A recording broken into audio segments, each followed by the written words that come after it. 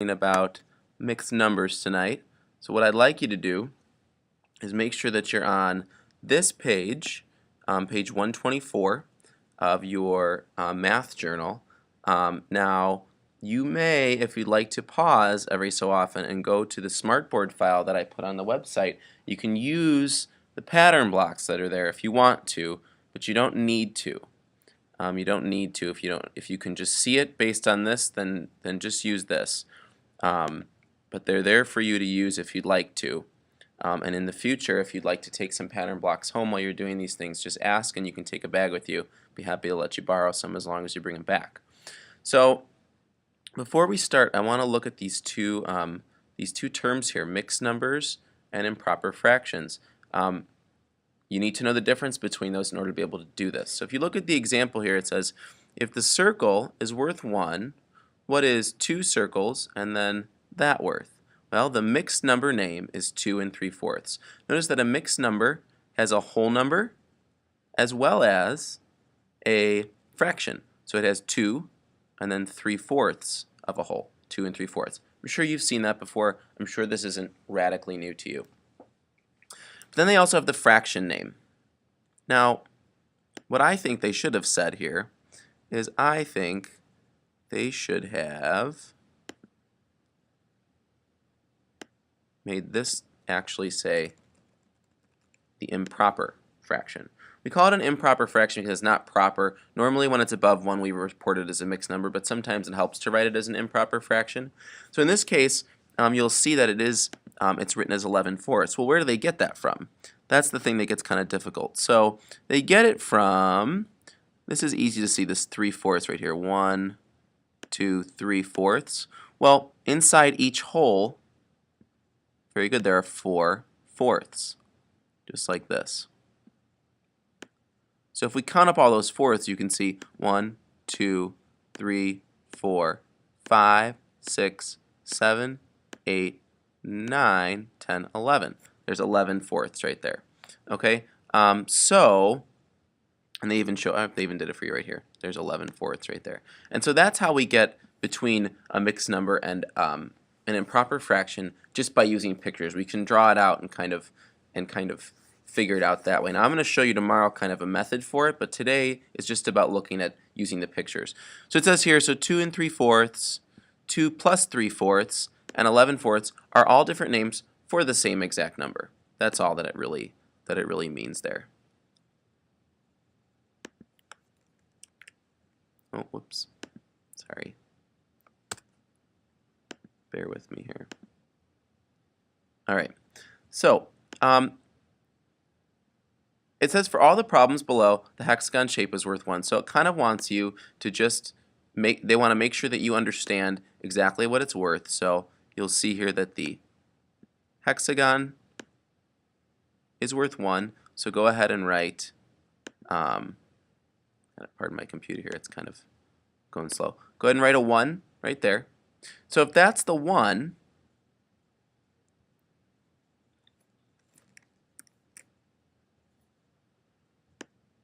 that's my 1 right there. It wants to know what the triangle is now. Well, I'm going to drag a triangle out. You probably remember this from last year. You guys were really good at this last year. If the hexagon's the 1, what's the triangle? Well, you can see that 6 of the triangles would fit into that 1. So very good. The triangle would be 1/6. Very good. All right, let's go on to the rhombus. So the rhombus, remember we got to see how many would fit on that hexagon. Well, I can fit 1. I can fit 2. Bingo, I can fit 3 rhombi on top of or inside of that hole. So that means each rhombus is worth 1. You got it, 1/3. And then finally we have the hexagon. Not the hexagon, what am I saying? We have the trapezoid. Trapezoid, turn this bad boy a little bit, put him on top. And another one here. We'll go on the bottom. Too far. Good enough. And you'll see that 2 of those fit on. So that means that there would be 2 in the hole. So that means each trapezoid is 1/2. Very good. So from there, what you're going to do is you're going to use your knowledge of that to complete the problems below. So it tells you the hexagon shape is still worth 1. You're going to write the mixed number name and the fraction name shown by each diagram. So if you look here, the first problem they give us, we have 1 hexagon and 1 triangle. Well, I know the hexagon is worth 1 and the triangle is worth 1/6, so this mixed number will be 1 and 1/6. But now it wants to know the fraction, and when they say fraction, they mean the improper fraction. So remember that inside of each of these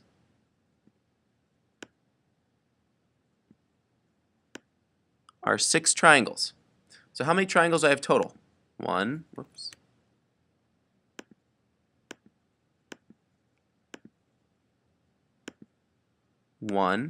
2, 3, 4, 5, 6, 7. Very good. So my fraction would end up being 7/6. And you could also do that with the pattern blocks. You could just pop them on there. So you'll see that one whole was really 6/6, and then that one triangle was 1/6. You just add them together. 1 1/6 piece plus 6 1/6 pieces give you 7 1/6 pieces, or 7/6. So we can use the same principle here. So why don't you try this one on your own? See if you can do it by yourself. I'll give you a second.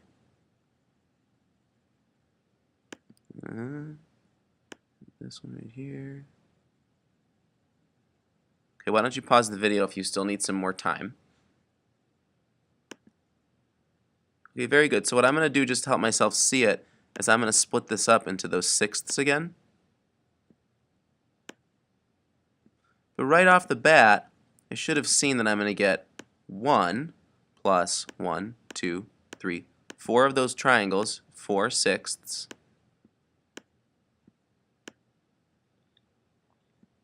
And then to make that into the fraction, I want to look here. I got 6/6, because that's my whole. 6 out of 6 gives me one whole.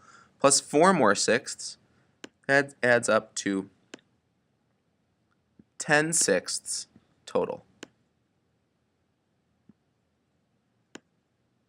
Very good. All right, let's look at number 7.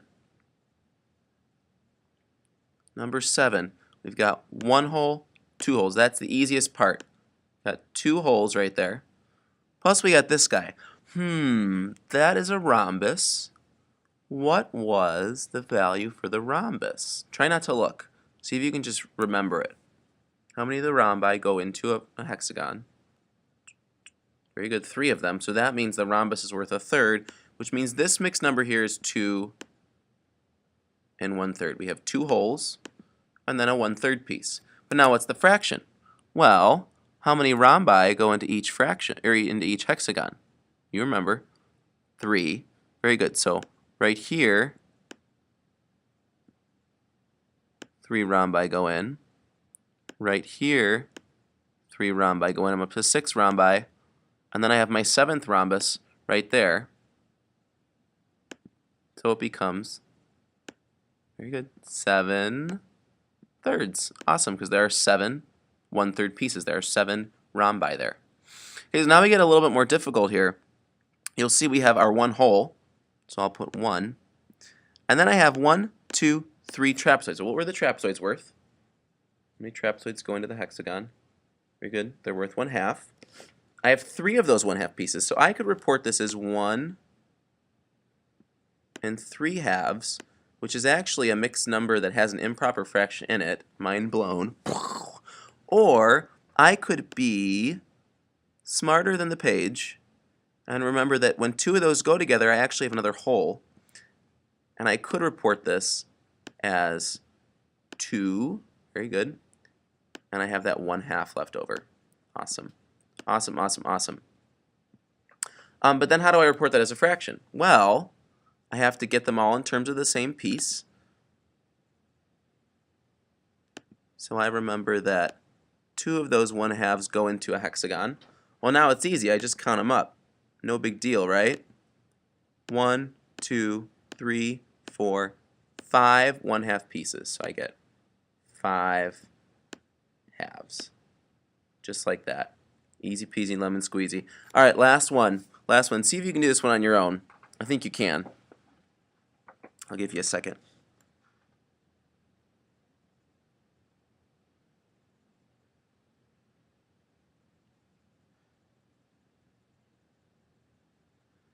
Okay, if you're still not there, it's okay. What I want you to do is pause the video and let yourself finish. I just don't want to make this video too much longer. So we can see you've got 3 holes. So that's going to be the whole number, whoops, inside my mixed number. And then they split it differently. Okay, here they want you to kind of fill in the blanks on your own. Hopefully you were able to do that. If not, that's okay too. This is kind of a tricky one. So notice that that's actually, those are that hexagon split into fourths. That's what they were trying to do here. So this answer is actually 3 3/4. But then once again, they want you to report it as an improper fraction as well. So what I'm going to do is I'm going to split each of these up, just like they split them over there, because we want equal parts. At least we'll be close. I know that's not perfect. Very good. All right, now how many fourths do I have total? Well, I can just kind of count by 4s. Got 4 fourths, 8 fourths, 12 fourths, and then finally another 1, 2, 3 fourths. That gives me 15 fourths. Very good. Hopefully this wasn't too difficult for you. Hopefully you can at least see what we're doing. You're going to have a little entry slip when you come in the classroom tomorrow, and just use the strategies we use now. I will also let you use some pattern blocks tomorrow. But it seems like you could probably draw it pretty easily on here. Anyway, hopefully this has helped you get towards that target of converting between mixed numbers and improper fractions. And I will see you tomorrow.